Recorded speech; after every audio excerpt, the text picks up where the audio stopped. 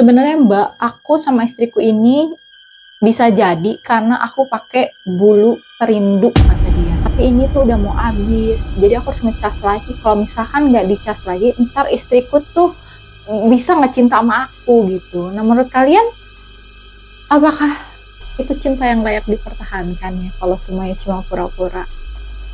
Hai gengs, welcome to Forbia di Cahaya. Cerita horor yuk. Hai ya, sorry guys, semoga semuanya tetap sehat dan namanya Tuhan ya. Buat bias-biasku yang mulai tune in ke channel aku, kenal aku Ferbia. Di sini aku menceritakan cerita horor yang menurut aku menarik. Nah, semoga cerita horor yang menurut aku menarik ini bisa menarik juga ya buat kalian. Anyway guys, lihat ya wajah aku, terus lihat rambut aku. Aku tuh sengaja hari ini kayak well prepared banget. Karena kan nuansanya itu lagi nuansa-nuansa Valentine, minggu-minggu Valentine, dimana romantis dan lain-lain dan lain-lain. Jadi aku sengaja meskipun ya mungkin jomblo, nggak ada pasangan. Bukan nggak ada pasangan sih, kita memutuskan untuk belum memiliki pasangan. Tapi kan boleh dong dress up, terus sambil nge-youtube, sambil ngobrol sama bias-biasku yang sarangi gitu kan.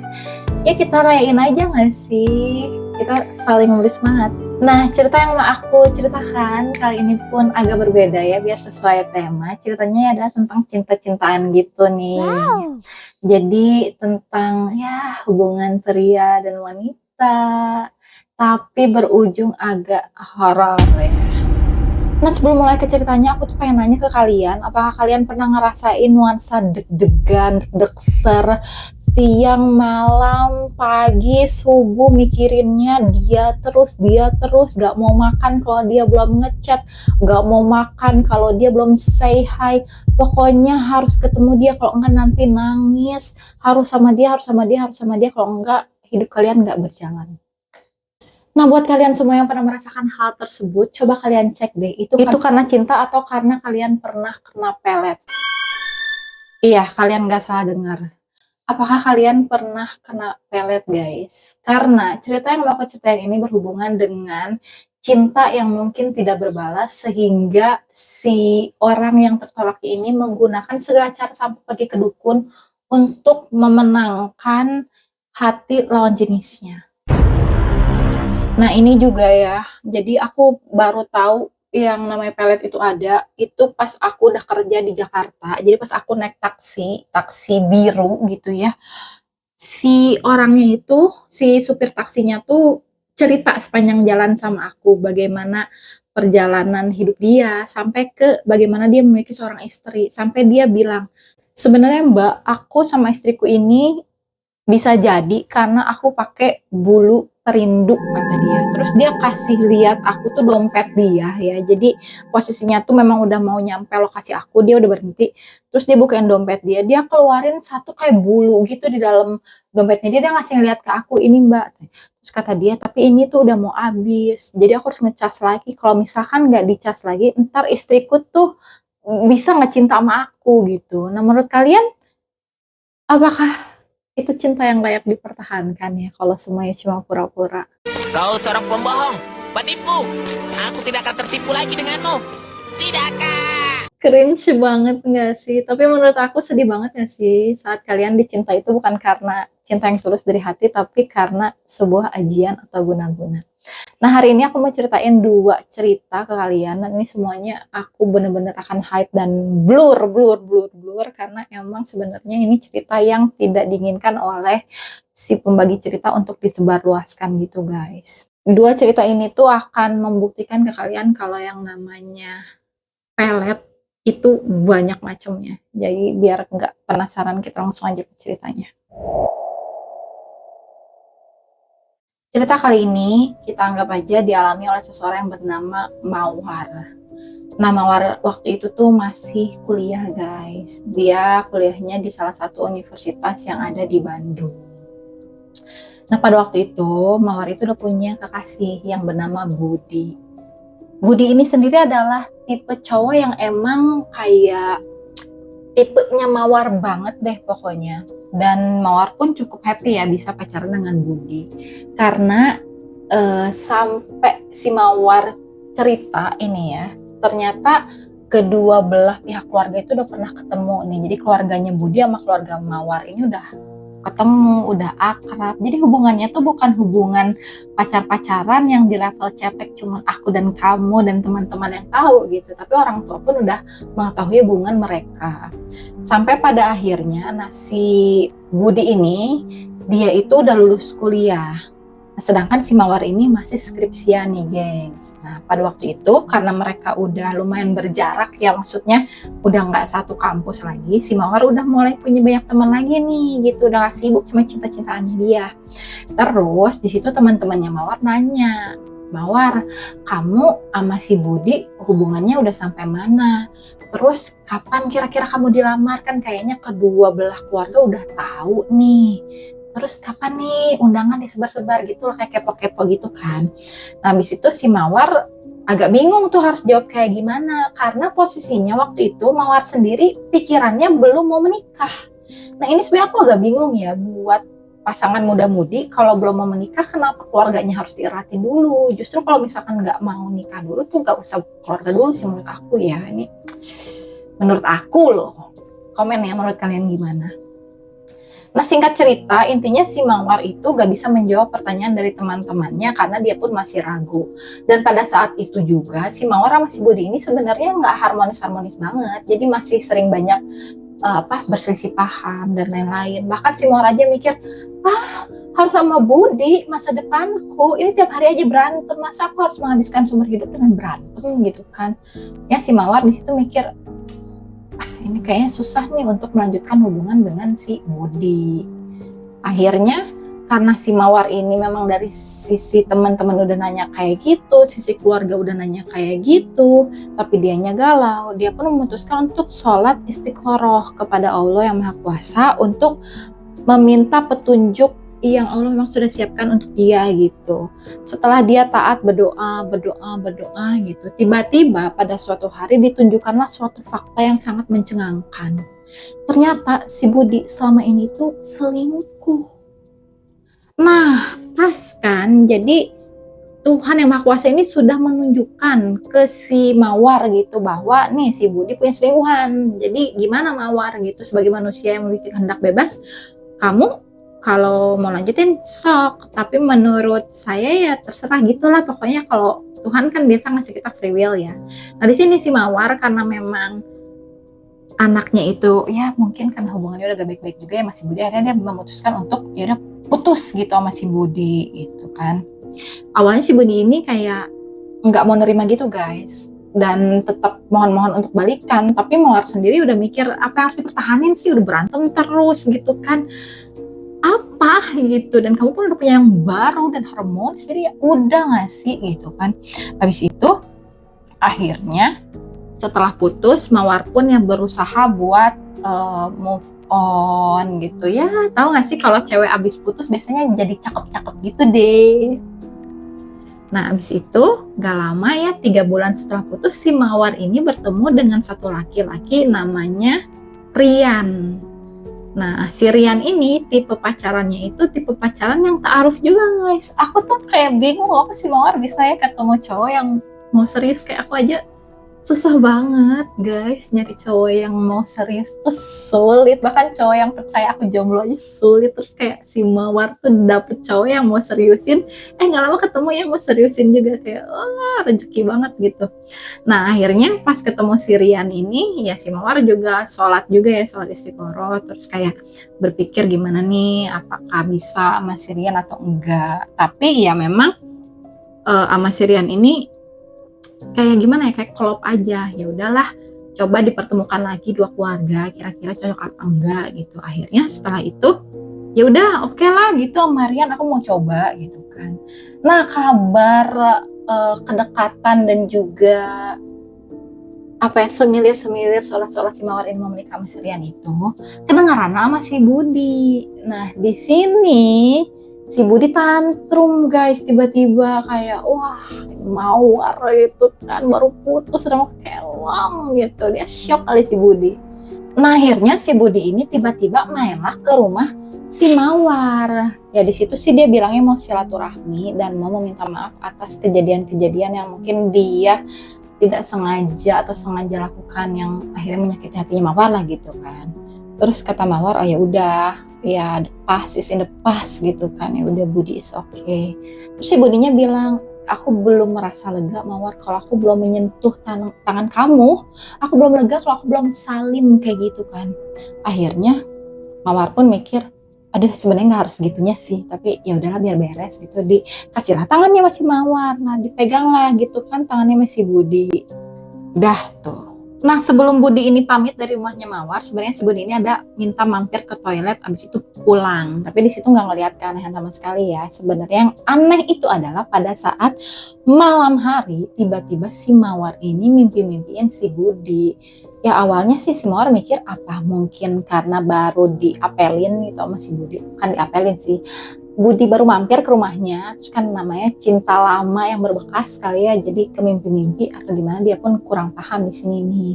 Tapi emang karena kehadiran si Budi yang tiba-tiba ini dan juga si Budi yang kayak minta maafnya tulus banget ya, ini bikin si Mawar tuh keinget Budi lagi sampai dia itu malah nyuekin si Rian. Bahkan untuk ngelihat muka Rian pun dia kayaknya udah, aduh males banget gitu ya, udah gue lagi sibuk nih mikirin si Budi gitu. Nah puncak kejadiannya itu adalah pada saat si Rian ini kan kayak ingin memperbaiki hubungan lah, jadi dia tuh kayak main lah ke rumahnya si Mawar, maksudnya apel, udah itu kan memang karena mau serius menikah, pengen ngobrol lah step-step selanjutnya tuh apa, ya udah main lah tuh si Rian itu ke rumahnya Mawar.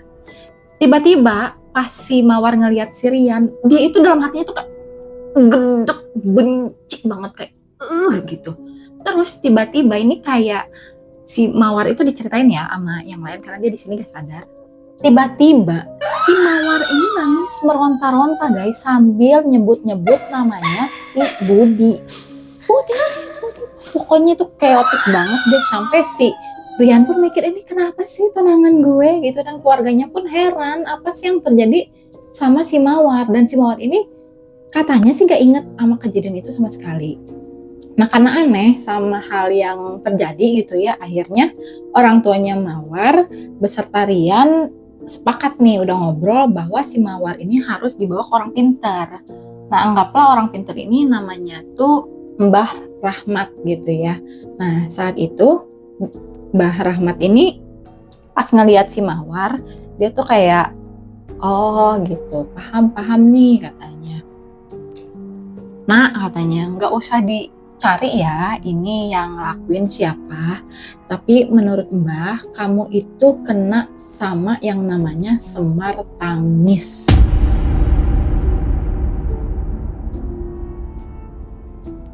Selain itu, si pengirim juga berniat untuk membuat mukanya Mawar itu tidak lagi cantik. Jadi biar mukanya itu kelihatan kuyu, lesu, tua gitu guys. Nah, di situ Mawar itu dikasih air putih yang udah dijampi-jampi sama dia disuruh membaca ayat Al-Fatihah. Nah kalian tahu apa yang terjadi? Mawar sama sekali gak bisa baca ayat Al-Fatihah tersebut. Dia kayak bingung.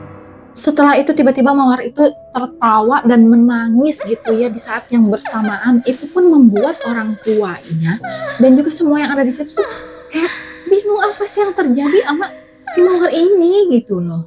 Akhirnya di sini Mbah Rahmat pun memegang pundaknya Mawar sambil berkata, Mawar, coba dilawan nak, coba dilawan. Jangan setengah-setengah. Jadi susah ini Mbah ngeluarinnya. Nah ternyata guys, si Mawar ini memang dari kecil udah memiliki kemampuan, jadi dia tuh anak indigo.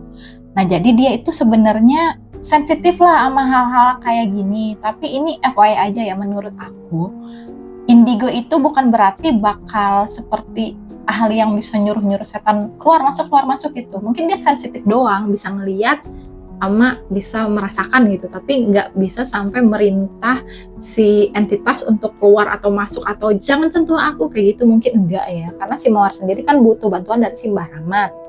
Nah di sini katanya si Mawar itu akhirnya entah gimana lah itu caranya, intinya pada waktu itu si Mawar itu berserah Lalu tiba-tiba gitu ya pas diceritain, si Mawar itu tiba-tiba tuh suka bisa berpindah gitu.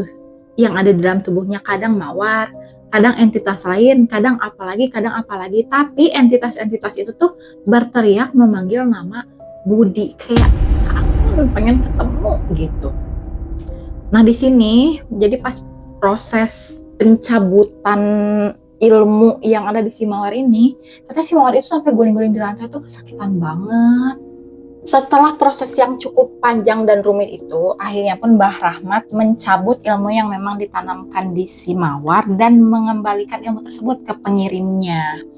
Nah, terus kata si Mbah Rahmat gini, orang yang mengirim ini akan datang besok pagi dan dia pun akan menyadari kalau dukun yang mengirimkan ini ke Mbak Mawar itu akan sadar kalau dia tuh udah kalah. Lalu sebenarnya Mawar ini tuh ditanemin itu tuh bukan kayak baru guys, jadi kayak udah ditanemin dari dulu dikit,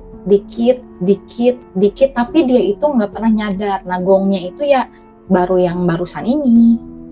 Terus kata Mbah Rahmat, ya udahlah besok ditunggu aja kira-kira yang datang siapa. Nah di sini pokoknya nggak diceritain lagi kayak gimana.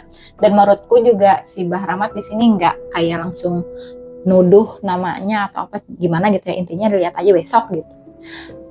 Akhirnya pada keesokan harinya jam 6 pagi, bayangin ini masih pagi banget, tiba-tiba si Budi ini datang ke rumahnya Mawar. Nah pada waktu si Budi ini ada di depan pagar, wah di dalam rumah panik dong orang tuanya dan semuanya karena wah, ini berarti ini confirm gitu kan ya. Tapi waktu itu orang tuanya Mawar gak memperbolehkan Mawar buat ketemu si Budi karena takut terjadi hal yang tidak diinginkan kan. Dan si Mawar sendiri dari mata batinnya itu dia bisa melihat kalau si Budi ini gak cuma Budi sendiri, tapi dia tuh dikerubungin kayak makhluk-makhluk yang aduh wajahnya tuh gak karuan. Sehingga di sini ya udahlah dia dari jauh aja ngeliatin gitu. Dari situ sih nggak diceritain lagi ya apakah pada pagi itu si Mawar akhirnya ketemu si Budi atau enggak gitu. Tapi kalau menurutku sih enggak ya. Nah habis dari kejadian tersebut, sayangnya si Rian akhirnya sama Mawar itu memutuskan buat berpisah aja guys. Di sini nggak tahu sih masalahnya apa. Tapi kalau kata si Mawar, sehabis dari Rian itu dia mencoba berhubungan dengan laki lain juga tuh udah beberapa kali, tapi setiap kali udah mau serius atau udah terpaut hatinya tuh selalu putus gitu, sampai si Mawar itu kayak bingung sendiri, aduh apa sih yang salah dari gue gitu kan. Nah yang penasaran tentang hal ini sebenarnya bukan Mawar doang, tapi orang tuanya Mawar juga penasaran. Akhirnya orang tuanya Mawar ini membawa Mawar ke satu orang pintar dari Madura kalau nggak salah. Nah orang tersebut bilang, ini kayaknya jodoh Mbak Mawar ini dikunci, jadi dibikin supaya gak ada cowok lain lah yang bisa mendekati Mbak Mawar atau sampai meminang dia menjadi istri gitu. Bisa lepas atau enggak nih, kan itu kan pertanyaannya ya. Bisa guys, tapi masalahnya harus ada banyak ritual yang dilakukan. Ini salah satu contohnya ya, dia harus menancapkan paku tua di kuburan pada jam tepat 12 malam. Dan itu pun dia harus lakuinnya tuh sendirian. Dan banyak ritual lainnya ya, kayak mandi kembang. Udah itu harus sajen ayam berwarna putih tanpa noda. Wah, banyak lah gitu. Terus di sini si Mawar berpikir kan, aduh kenapa sesulit itu? Akhirnya dia pun kan kayak mikir, coba deh cari second opinion gitu ya, kayak dokter gitu. Gak mungkin deh aku sakit ini, coba ini gitu. Ini dia orang pintar ini. Jawabannya tuh tetap sama. Tapi apakah Mawar mau melakukan hal itu? Oh tentu tidak, karena selain menakutkan ribet juga ya. Akhirnya dia ya ke ustadz melakukan ruqyah, terus dia pun coba banyak rajin ibadah. Jadi lebih ke bersarah sama yang Maha Kuasa, karena di sini Mawar tuh percaya yang namanya jodoh itu semua sudah diatur oleh yang Maha Kuasa. Tidak ada satu ilmu pun di dunia ini yang bisa memisahkan kasih Tuhan dengan umatnya, gitulah kurang lebih. Singkat cerita sih Mawar update katanya si Budi ini sebenarnya udah punya pasangan dan udah menikah. Di sini si Mawar cuma berdoa semoga Budi itu mendapatkan kebahagiaan supaya kedepannya Mawar itu bisa dilupakan lah gitu. Aku tuh kayak emang sih ya, aku kadang sering tanya juga ke orang gitu, yang orang yang keikhlasannya udah lebih tinggi daripada aku. Misalkan ada yang jahatin dia gitu, aku tanya, kamu dendam gak? Semuanya tuh bilang, itu cuman disayangkan aja dia melakukan hal yang jahat. Tapi aku berdoa semoga orang jahatin aku ini bisa bahagia, supaya dia tuh bisa lupa sama aku gitu, dan dia bisa fokus sama kebahagiaannya. Aku tuh kayak salut manusia-manusia kayak gitu tuh masih bisa berdoa untuk kebahagiaan orang lain. Kadang aku juga suka gedek kan kalau ada, ih kita kan baik ya, kok dia jahat. Bahkan kita tuh cuman bernapas aja kok dijahatin gitu. Aku ya kayak, oh apa sih gitu kan.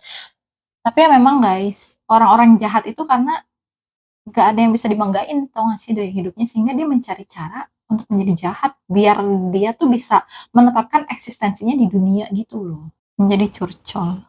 Nah sebenarnya Pak Mawar itu masih ada satu cerita lagi, tapi menurut aku ini kayak agak ekstrim ya. Ekstrimnya itu karena dia hampir dipelet orang yang gak dikenal, terus kayak bener-bener baru kenalan, terus orangnya itu datang ke rumahnya terus mau ngubur ayam gitu.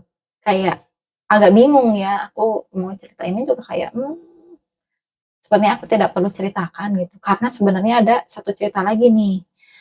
Ini cerita dari orang lain, dari mbak-mbak yang lain, jadi kita langsung dengerin aja ceritanya.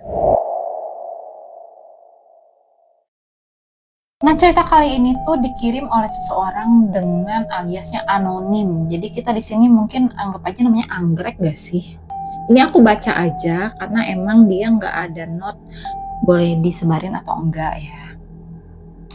Dia sendiri sih bilang di sini, saya terpaksa menggunakan anonim karena pengalaman ini tuh nggak bisa saya buktikan secara empiris atau secara sains gitu ya. Nah jadi si mbaknya ini kenal seorang laki-laki yang usianya tuh setahun lebih muda. Jadi mbaknya ini umurnya 33, nah cowok yang nge-PDKT-in dia umurnya itu 32. Nah di sini Mbak Anggrek itu adalah orang yang sangat supel, jadi friendly banget sehingga semua orang itu pengen ngobrol dengan Mbak Anggrek. Nah suatu hari nih si anak muda ini, anggaplah namanya Budi lagi aja, jangan dong. Anggaplah namanya Oki gitu ya. Si Oki ini menyatakanlah perasaannya kepada Mbak Anggrek, katanya Mbak Anggrek I love you gitu kan, maka menjadi pacarku gitu. Nah sebenarnya Mbak Anggrek sendiri tuh kayak, aduh Oki tuh bukan tipe aku. Emang sih kalau di sosial media kelihatannya ganteng, tapi aslinya kan enggak gitu. Itu semua hanya editan gitu kan. Dan ya di sini tuh posisinya Pak Anggrek sebenarnya udah punya pacar guys. Jadi nggak mungkin dia mengambil pacar lagi. Tapi di sini si Oki ini bahkan nggak mau mundur guys. Dia bilang aku akan tetap mengejarmu. Padahal nih ya, pacarnya Mbak Anggrek itu lebih ganteng, lebih mapan, lebih gitulah ya intinya. Nah, habis itu di sini si Oki bilang ke Mbak Mawar, bolehlah kita ketemu please gitu kan, untuk terakhir kali, untuk silaturahmi lagi dan lagi gitu kan. Ya udahlah, daripada nih anak orang kasihan. Maksudnya kan kita waktu mau menolak orang juga harus dengan kesopanan, jangan sampai orangnya itu sakit hati, kena mental atau apa ya. Sebagai orang yang baik biasanya tend to treat others better, karena cuman hurt people yang hurt people, kind people mah kind to people gitu kan. Ya udah karena kasihan, ya udah diketemuin lah itu si Oki gitu kan. Nah pas ketemuan sama si Oki ada yang aneh kata Mbak Anggrek ini. Dia itu disuruh menatap tajam gitu kan, tatap mata Ojan gitu kan, disuruh natap matanya si Oki. Ya udahlah, mungkin biar sopan gak sih gitu kan, ya udah aku akan menatap matamu gitu. Tapi di sini tuh kayak gimana sih gitu kan, agak risih juga. Nah selain itu si Oki ini pakai parfum guys, parfumnya tuh rada aneh baunya. Cuma kan di sini Anggrek juga agak bingung ya mau komentar apa gitu, takutnya dia diomongin gitu body shaming lah, apalah, perfume shaming lah. Ya udah intinya akhirnya mereka pulang ke rumah masing-masing. Nah, sebenarnya semua yang terjadi itu biasa aja, tidak ada efek-efek kayak gimana. Akan tetapi, perlahan-lahan Mbak Anggrek ini mulai memikirkan tentang Oki gitu di sela-sela kegiatannya. Ada ini, ku ingat Oki, ku mau makan, ku ingat Oki, gitu aja terus. Aku mau makan. Ku ingat kamu. Dan yang paling parahnya tau gak guys? Mbak Anggrek ini sampai tidak bisa bekerja. Swear ya, dia tuh benar-benar megang kerjaannya tuh gak bisa karena di otaknya tuh dipenuhin dengan oki gitu. Saking kayak maniaknya si Mbak Anggrek, akhirnya dia pun memutuskan pacarnya karena otaknya tuh udah kepenuhan sama oki, dia udah gak bisa mikir yang lain. Nah, sebenarnya keluarganya tuh udah ngeliat ada yang aneh sama Mbak Anggrek. Akhirnya dia pun bilang, Anggrek, kamu tuh mikiran apa gitu kan? Sini pun Bang Greg bilang, iya nih aku mikirin Oki gitu. Gak tau lah yang diceritain apa, yang pasti keluarganya bilang, udah jauh-jauh lah, dan sama namanya Oki itu gak baik lah buat kamu, udahlah udah gitu. Tapi di sini semakin dilarang, semakin diterjang. Akhirnya dideketin lah itu si Oki sama Bang Greg gitu kan. Akhirnya mereka pun menjalin hubungan, lah singkat cerita. Setelah menjalani tali kasih ya dengan Oki ini, perlahan-lahan kan karena kedekatan tentunya akhirnya tahu keburukan. Ternyata Oki ini pacarnya banyak guys. Selain itu, Oki itu demen banget morotin Mbak Anggrek. Apa-apa minta uang, apa-apa minta uang, apa-apa minta uang. Tapi selalu dituruti oleh Mbak Anggrek. Oki punya pacar, tidak apa-apa aku buta. Hah, Oki minta duit, tidak apa-apa, kayak gitu. Terus jangan berlalu seperti itu. Melihat ya Anggrek yang sepertinya kurang normal, ya sis kamu agak lain gitu kan. Akhirnya teman-temannya Mbak Anggrek itu bilang, Greg coba deh ketemu yuk sama orang pintar. Kayaknya kamu harus mendekatkan diri dengan Yang Maha Kuasa deh, dengan bantuan suhu atau apapun itu, biar kamu nggak oki gitu kan. Nah tapi si Mbak Anggrek ini kan mikirnya, zaman sekarang masih aja mikir kayak gitu kan, ada yang namanya cinta sejati gitu kan. Nggak mau gitu. Ditolak tuh saran dari temennya. Anggrek ini pokoknya keadaannya tuh udah parah. Sampai dia tuh hampir tiap hari mikirinnya tuh ingin berhubungan suami istri dengan si Oki. Oh my god, apapun kata dia, apapun aku akan kasih demi kebahagiaan Oki, yes gitu kan. Sampai akhirnya pada suatu hari Anggrek pun memutuskan untuk berlibur di Pulau Dewata, kan di Bali. Nah di situ dia tuh iseng-iseng lah. Ini liburannya tanpa Oki ya, jadi dia sendiri aja mungkin sama teman-temannya. Nah di situ nggak sengaja lah, entah gimana disetting sama temannya atau gimana. Intinya mereka pergi ke tukang tarot gitu kan. Biasa ada tuh yang iseng-iseng bacain tarot gitu atau gimana lah. Dibacain dia pluk gitu. Kata orang tarotnya, Mbak Anggrek ini sedang menjalani hubungan yang didasari dengan hukum karma. Jadi hubungan ini tuh sepertinya memang harus dilaluin karena memang berhubungan dengan karma di masa lalu. Nah, ngobrol lah di situ, ceritakan lumpah luah, apa konsultasi dan lain-lain. Mulai sedikit demi sedikit terbukalah mata Anggrek. Di situ pun dia menyadari kalau dia itu udah dimanfaatkan, udah dihianati, sudah dibodohi, di apalah you name it gitu kan. Bahkan temennya tuh sampai mengiyakan. Oh, Anggrek ini tuh kayak dipelet, aneh banget, kerja gak bisa, mikir gak bisa. Nah atas dasar dorongannya dari si tukang tarot ini, bukan tukang tarot, siapa sih, ahli tarot, akhirnya Anggrek pun memaksakan dirinya untuk bertemu paranormal yang memang khatam, yang memang ahli di bidang dunia ini gitu. Setelah bertemu dengan paranormal ini, akhirnya si Anggrek pun ngasih lihat tuh foto dia sama foto si Oki. Diliatin dia masih paranormal. Dok, kamu ini kena yang namanya semar mesem.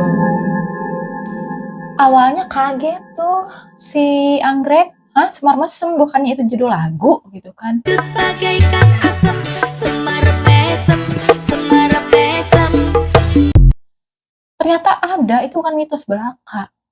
Nah akhirnya dikasihlah air gitu kan untuk menetralisir energi negatif. Terus dikasih tahu lah langkah-langkah berikutnya. Dan disadarkan juga, maksudnya disupport secara mental bahwa lelaki tersebut itu tidak pantas loh untuk Mbak Anggrek. Ini loh yang dilakukan lelaki ini tuh ini. Harusnya Mbak Anggrek itu tahu Mbak Anggrek itu berharga, tidak pantas diperlakukan seperti itu. Ya perlahan-lahan ini ya, atas support mental, atas bantuan doa dan lain-lain, dia mulai sedikit demi dikit dia tuh berusaha buat lepas dari nih cowok. Tapi memang susah guys, dia bilang susah banget, sakit hati. Tapi dia tahu bahwa hubungan ini tuh udah aib, udah mempermalukan keluarga, udah dia pun kayak dibikin gila gitu. Wah udahlah hancur gitu, mau gak mau dia dan kesadaran yang tersisa saat itu harus berpisah dengan si Oki. Nah karena Tuhan itu adalah Tuhan yang maha adil, di proses Anggrek berusaha lepas dari si Oki, Tuhan pun mulai nge-reveal satu persatu, oh ternyata yang dikerjai itu bukan cuma Anggrek, ada lagi banyak wanita. Dan semua wanita itu dimintain duitnya ini masih Oki. Duitnya kemana? Buat keluarganya Oki. Mungkin ini adalah kayak Mokondo yang sebenarnya enggak sih? Kayak menggait semua wanita meminta duitnya. Wah, oh my god. Ya bagaimana guys ceritanya? Masih mau cinta-cintaan kalau ngelihat kayak gini? Ngomong ke diri sendiri kan. Aku sendiri tidak pernah menyerah sama yang namanya percintaan ya. Kalau memang Tuhan memberikan rezeki dalam wujud percintaan ya boleh gitu loh. Tapi doa aku kepada Tuhan adalah, Tuhan tolong jodohkan aku dengan purpose aku di hidup aku ini apa. Tolong jodohkan aku dengan mimpi aku. Tolong jodohkan aku dengan rezeki aku yang sesungguhnya. Pokoknya hal-hal di luar daripada itu adalah bonus dari Tuhan. Kalau memang Tuhan berkehendak silahkan. Aku tidak akan memaksa. Aku sendiri sebenarnya sangat amat amin bisa punya YouTube ini ya. Dan aku pun sangat amat amin berterima kasih banyak yang mau dengerin cerita aku. Maksudnya bisa dengerin cerita bareng. Sejujurnya aku tuh pernah punya YouTube dulu, YouTube makan. Tapi aku sendiri sebenarnya kurang suka makan guys. Jadi sebenarnya dunia ini aku kurang suka juga gitu. Aku nggak suka terekspos. Aku sukanya sendiri baca komik. Introvert lah. Tapi bahkan orang pun nggak percaya aku tuh introvert dan lain-lain. Tapi semua yang terjadi di hidup aku sebenarnya akan menuntun aku kepada mimpi aku yang sebenarnya. Maksudnya jalur hidup aku yang sebenarnya gitu. Dan aku merasa ternyata kenapa aku dijauhkan dari orang-orang yang demen horor gitu ya. Ya mungkin biar aku bisa memulai ini gitu loh.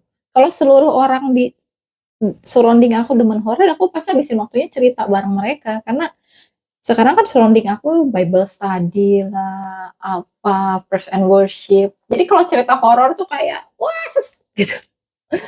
Jadi kan hobi aku mau aku salurkan kemana ya, ke sini. Tidak lain dan tidak bukan kalian bias-biasku. Terima kasih sudah mendukung aku, sarangi gitu kan. Intinya guys gini, jodoh itu nggak selalu berbicara tentang lawan jenis. Jodoh itu bisa jodoh rezeki keuangan, jodoh rezeki karir, jodoh rezeki alur hidup dan lain-lain. Jadi tidak perlu selalu mencari yang namanya harus lawan jenis. Tapi bukan berarti kayak madesu ya. Aku pun sendiri menyadari aku tuh harus mulai keluar dari rumah karena aku tuh bener-bener gak mau sosialisasi sama sekali gak sama siapapun gitu. Apalagi kalau wah nanti dapatnya orang-orang yang aneh gitu. Karena aku sempat main dating apps ketemunya orang-orang aneh banget guys. Oh my god, itu mind blowing. Sampai aku tuh kayak udah losing faith gitu loh with people. Tapi aku menyadari kalau emang dating apps itu udah nggak works deh aku, berarti aku tuh harus bergaul mau nggak mau, harus ngobrol sama orang, nggak bisa ngandelin swipe kanan kiri gitu loh. Ya semoga di Valentine ini kalaupun cinta dari lawan jenis kita belum dapatkan, at least kita mendapatkan cinta dari keluarga, dari teman-teman kita gitu ya. Spread love and thank you so much for watching. Kalau misalkan ada cerita horor bisa share ke aku di mail ini.